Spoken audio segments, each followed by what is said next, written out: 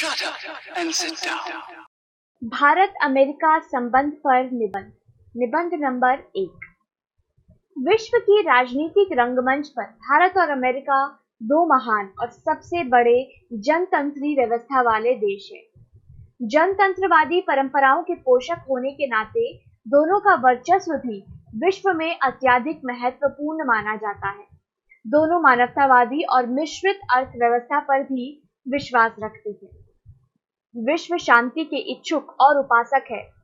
फिर भी क्या यह विश्व का 8वां या 9वां आश्चर्य नहीं कहा जाएगा? भारत के स्वतंत्र होने के दिन से लेकर आज तक दोनों देशों के पारस्परिक संबंधों में सिवाय राष्ट्रपति केनेडी के शासनकाल के कुछ दिनों को छोड़कर कभी भी वास्तविक सद्भाव नहीं आ सका। इस ऐतिहासिक तथ्य से परिचित रहते हुए भी नहीं आ सका कि जब भारत स्वतंत्रता प्राप्ति के लिए संघर्ष कर रहा था, तब विश्व के देशों में अमेरिका से ही भारत को सर्वाधिक समर्थन और सहानुभूति मिल रही थी। इसका मूल कारण क्या है? एक तो यह है कि अमेरिका एक विकसित और धनी देश होने के कारण अन्य छोटे मोटे देशों के समान भारत को भी अपने दबाव में रखना देखना चाहता है, जबकि भारत केवल समानता के आधार और मानवीय विश्वासों के बल पर ही किसी देश या अमेरिका के साथ अपने सद्भावनापूर्ण संबंध रखना चाहता है। लेकिन भारत की इस तरह की तटस्थ नीति अमेरिका को सहन नहीं हो पा रही है। आश्चर्य की बात है। इन मुख्य कारणों के अतिरिक्त भी भारत अमेरिका के संबंधों के कुछ अन्य कारण हैं। भारत जब स्वतंत्र हुआ था, तब अमेरिका की इच्छा थी कि वह उसके शक्ति गुट का सदस्य बन जाए, पर भारत ने अपने को तटस्थ राष्ट्र घोषित कर दिया। इस बात से चिढ़कर ही अमेरिका ने पाक का अंधाधुंध समर्थन करना शुरू कर दिया। जानकार कहते हैं कि साम्यवादी रूस को घेरने के लिए अमेरिका कश्मीर के गिलगित चित्राल आदि स्थानों पर अपने सैनिक अड्डे स्थापित करना चाहता है, पर भारत ने इनकार कर दिया। इस बात से चिढ़कर अमेरिका ने सन 1948 में पाकिस्तान को उकसाकर न केवल कश्मीर पर आक्रमण ही करवा दिया, बल्कि संयुक्त राष्ट्र संघ में कश्मीर का प्रश्न आने पर प्रत्येक स्तर पर कोशिश भी की कि कश्मीर पाकिस्तान को मिल जाए और रूस को घेरने की उसकी इच्छा पूर्ण हो सके। रूस के विशेषाधिकार के प्रयोग के कारण जब वह इसमें सफल हो सकता है, तो पाकिस्तान के छोटे से प्याले को शस्त्रों से इस सीमा तक लबालब भर दिया कि वह पहले सन 1965 और फिर सन 1972 में भारत की ओर छलक पड़ा। वह अलग बात है कि भारत की सैन्य शक्ति ने अपनी महान परंपरा के अनुसार दोनों को मुंह तोड़ उत्तर दिया, पर अमेरिका की बेशर्मी देखने लायक है। अब भी यह पाकिस्तानी तानाशाही कोई सहायता पहुंचा रही है। जनतंत्री देश होते हुए भी एक महान जनतंत्री देश भारत के विरुद्ध दबाव डालने के लिए युद्धों के अवसर पर दोनों बार उसने अपने 7वें बेड़े का रुख हिंद महासागर में भारत की ओर कर दिया। इतना ही नहीं, पहले तो PL 480 के समझौते के अंतर्गत अपने देश का सड़ा गला गेहूं देकर भारत को अनाज के मामले में आत्मनिर्भर नहीं होने दिया। उस पर सन 1965 के भारत पाक युद्ध के अवसर पर भारत पर पाक के पक्ष में दबाव डालने के लिए भारत की ओर गेहूं लेकर आ रहे जहाज समुद्री राह के बीच में ही रोक दिए, ताकि भूखा रहकर भारत अमेरिका से शरण मांगने को विवश हो जाए। पर स्वाभिमानी भारत ने ऐसा नहीं किया और अमेरिका तथा उसके पालतू पाकिस्तान को मुंह की खानी पड़ी। उसने जनतंत्री होकर भी तानाशाहों की सहायता करके जनतंत्र के साथ कितना भद्दा मजाक किया और आज भी कर रहा है। इतिहास ही उसके इस घृणित कार्य का निर्णय करेगा। ऐसे विषम क्षणों में भारतीय शौर्य और भी तीखा होकर उभरा है, यह सभी जानते हैं। जहां तक भारत का प्रश्न है, उसने हमेशा चाहा कि जनतंत्रवादी देश होने के कारण अमेरिका के साथ उसके संबंध अच्छे रहें, पर अमेरिका नीति हमेशा भारत को तोड़ मड़ोड़ कर रख देने वाली रही है। आज भी पंजाब को भारत से अलग कर देने के इच्छुक आतंकवादी अमेरिका में खुलेआम दंदना रहे हैं। आज भी यह भारत का विरोध और अहित करने के लिए अपने चहेते पाकिस्तान को अनावश्यक और भयावह आधुनिकतम शस्त्रों की सहायता दे रहा है। भारत की प्रगति और उसके विकास योजनाओं की राह में उसी CBI और वह स्वयं हरचंद अड़ंगे अड़ाने की कोशिश करता रहता है। अन्य देशों की तुलना में भारत का आयात निर्यात के व्यापार पर भी कई तरह की पाबंदियां लगा रखी हैं और विशेष नियम भी बना रखे हैं। वह दबाव डालकर परमाणु अप्रसार संधि में भी बांधने पर तुला हुआ है।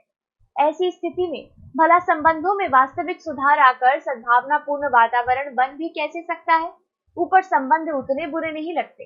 व्यापार और कुछ सहायता कार्य भी पारस्परिक सहयोग को दर्शाते हैं, पर अमेरिकी लक्ष्य व दबाव डालने की नीति से ऊपर उठकर सहज मानवीय नहीं बन सका। संबंधों में दरार पड़े रहने का यही मुख्य कारण है।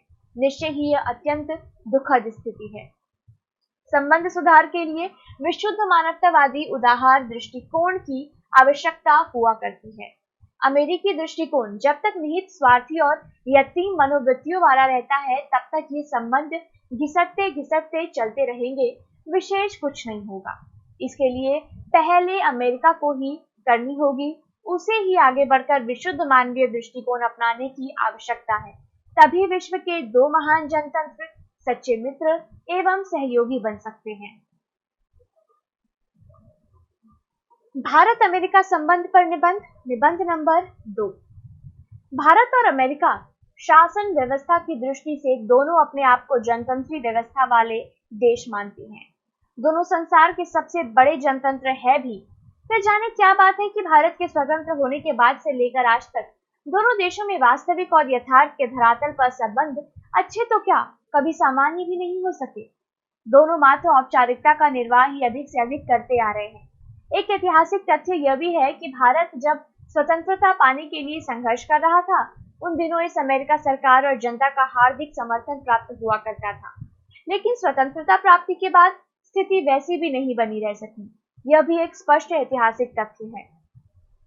भारत जब स्वतंत्र हुआ, तब क्योंकि अमेरिका साम्यवाद के बढ़ते प्रभाव से आतंकित था, इसलिए चाहता था कि विशाल जनशक्ति वाला देश भारत उसके गुट का सदस्य बन जाए, ताकि उसके माध्यम से या उसकी धरती का, जो कश्मीर भी हो सकता था और है, सहारा लेकर साम्यवाद की निरंतर बाढ़ पर अंकुश लगा सके। लेकिन भारत ने अपने आप को गुट निरपेक्ष घोषित करना ही उचित समझा। फलस्वरूप अमेरिका का झुकाव लगातार पाकिस्तान की ओर होता गया। भारत का कश्मीर मामले में तो खुला विरोध करता रहा, बल्कि पाकिस्तान के पक्ष में दबाव की राजनीति से भी काम लेता रहा, पर खुलकर अन्य विश्व मामलों में भारत का विरोध नहीं कर सका। अपनी गहरी साजिश का सहारा लेकर अमेरिका ने भारत के साथ PL 480 का समझौता करके अपना बचा कुचा और वहां उपयोग में न आ सकने वाला अनाज, गेहूं भारत को देकर खाद्य के बारे में पूरी तरह से परावलंबी बना दिया। यह बात तब स्पष्ट हुई जब भारत पाक युद्ध 1965 के समय उसने अनाज लेकर भारत आ रहे जहाज को रास्ते में ही रोक लिए। यह तो भला हो लाल बहादुर शास्त्री का, जिन्होंने दूरदर्शिता से काम लेकर जय जवान के साथ जय किसान का नारा भी लगाकर इस दिशा में भारत को आत्मनिर्भर बनाने का सफल सार्थक प्रयास किया। भारत क्योंकि विकासोन्मुख देश था, इस कारण उसे सभी पक्षों से, अमेरिका से भी आर्थिक सहायता की आवश्यकता थी। इस कारण भारत ने अमेरिका का न तो कभी खुला विरोध ही किया और न कभी उसके मामलों में अपनी टांग ही अड़ाई। फिर भी अमेरिका भले बुरे प्रत्येक अवसर पर भारत विरोधी रुख ही अपनाता रहा। यह विरोध संयुक्त राष्ट्र संघ और उसके बाहर सभी जगह जारी रहा। इसका घिनौना और दादागिरी वाला स्वरूप सन 1971 में भारत पाक युद्ध के समय देखने को मिला, जब भारत पर दबाव डालने के लिए अमेरिका ने अपना अणु अस्त्रों से सज्जित 7वां बेड़ा बंगाल की खाड़ी में खड़ा कर दिया। वह तो भला हुआ कि पाक सेनाओं ने आत्मसमर्पण कर दिया, नहीं तो बहुत संभव था कि उस बेड़े के कारण भारत अमेरिका संबंध हमेशा के लिए सुधरने तो क्या थे, और भी खराब हो जाते। इतना ही नहीं, अमेरिका जो कुछ स्वयं खुलेआम कर रहा है, उसे करने पर भी भारत पर चारों ओर से दबाव डालता डलवाता और धमकियां देता आ रहा है कि उसे भारत ना करे। परमाणु परीक्षण, मिसाइल निर्माण आदि कुछ इसी प्रकार के प्रसार अमेरिका स्वयं तो चाहता है कि इन क्षेत्रों में निरंतर आगे बढ़ता जाए, पर भारत की तथाकथित संधियों में बांध कर रख देना चाहता है। सोवियत संघ के बिखर जाने के बाद उसकी प्रवृत्ति विश्व भर में थानेदारी और दादागिरी करने की ही हो गई है। उसी का सहारा लेकर उसने रूस पर दबाव डालकर भारत को क्रायोजेनिक इंजन देने का सौदा करवाया। पाकिस्तान को यह जानते हुए भी कि वह चोरी करके परमाणु शस्त्र बना रहा है, सब तरह की आर्थिक सहायता, युद्धक सामग्री, अणुबम तक फेंक सकने में समर्थ विमान आदि देते रहने का निर्णय किया। यद्यपि विश्व दबाव के कारण विमान देने पर अभी तक ढूल मूल रुख अपना सका है। प्रेस कानून, गैट समझौता, भारत का व्यापार आदि की दृष्टि से विशेष दर्जा समाप्त करना, औषधि और बीज नियंत्रण, कॉपीराइट जैसी नीतियां और योजनाएं वास्तव में भारत पर दबाव डालने के लिए ही बनाई और नियोजित की गई है। इस पर भी भारत मात्र बातों से तो अमेरिका के इस तरह के कार्यों का विरोध करता रहता है, पर वास्तव में उसका विरोध कर सकने या कुछ बिगाड़ सकने की स्थिति में कतई नहीं है। उधर अमेरिका को इस बात की कतई चिंता नहीं कि विश्व के सबसे बड़े लोकतंत्र का किसी बात में हित होता है या अहित। उसे तो मात्र अपने देश के सरकारी और व्यापारी वर्ग के हित साधन से मतलब है। ऐसी स्थितियों में कोई भी समझदार व्यक्ति देख और कह सकता है कि भारत अमेरिका के संबंध अच्छे तो क्या, सामान्य भी कैसे रह सकते हैं। इतना ही नहीं, विगत दिनों कुछ अमेरिकी प्रवक्ताओं ने कश्मीर का भारत में विलय तक नकार दिया। वहां मानवाधिकारों के तथाकथित हनन का नारा बुलंद कर इस बार भी भारत को नीचा दिखाने की कोशिश की। भारत की सुविधा असुविधा से परिचित राजदूत को यहाँ न भेज कट्टर विरोधी को भेजा। फिर भी शुक्र है कि अमेरिका के क्लिंटन प्रशासन ने, वहां के राजदूत और प्रवक्ताओं ने अब जमीनी सत्यों को पहचानना शुरू कर दिया है।